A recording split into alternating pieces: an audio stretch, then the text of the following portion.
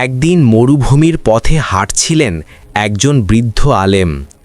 তপ্ত রোদ, পিপাসা আর ক্লান্তিতে তিনি প্রায় অচেতন হয়ে পড়লেন। ঠিক তখনই একটি ছোট ছেলে সেখানে এসে পৌঁছালো।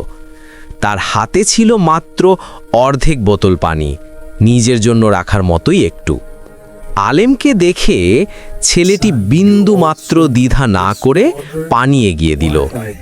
আলেম বললেন, বাবা, এই পানি তোমারও খুব দরকার, তুমি কেন আমাকে দিলে?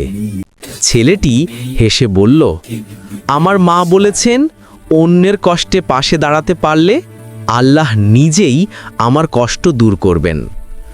বৃদ্ধ আলেম পানিটা খেয়ে প্রাণ ফিরে পেলেন। তিনি ছেলেটিকে দোয়া করলেন, হে আল্লাহ, এই ছোট অভাবী শিশুকে তুমি দাও অগণিত বরকত, কারণ আজ সে তার সামান্য জিনিস থেকেও বড় কাজ করেছে। বছর পর সেই ছেলে বড় হয়ে তার এলাকায় বিশাল একটি মাদ্রাসা প্রতিষ্ঠা করল, যেখানে হাজারো শিশু কুরআন শেখে।